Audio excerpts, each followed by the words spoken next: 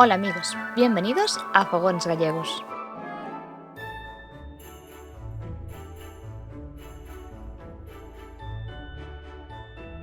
Hola, hola, el plato que os traemos hoy es bacalao a la gallega, un plato súper sencillo de hacer y con muy pocos ingredientes.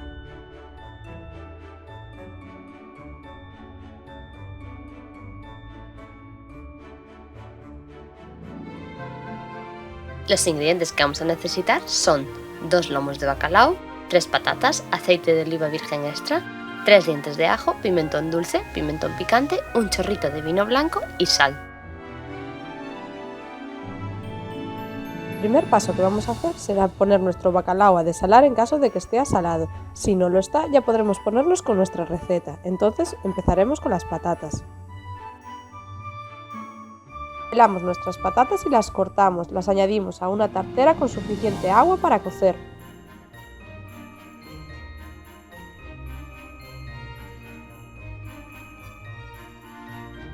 Dejaremos cocer las patatas aproximadamente 10 minutos.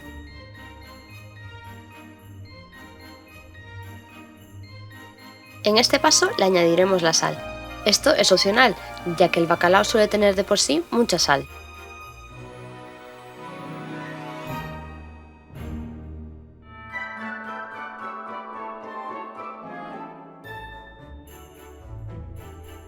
Es hora de añadir el bacalao y dejamos cocer otros 10 minutitos más.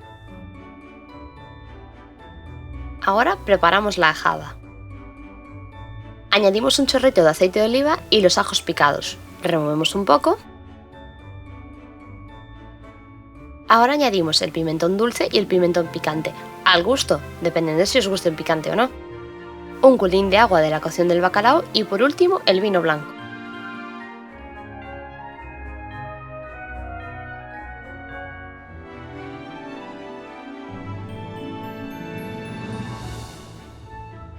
Así de sencillo tendríamos nuestro bacalao, servido en una fuente en el centro de la mesa y aparte la ajada para servir al gusto.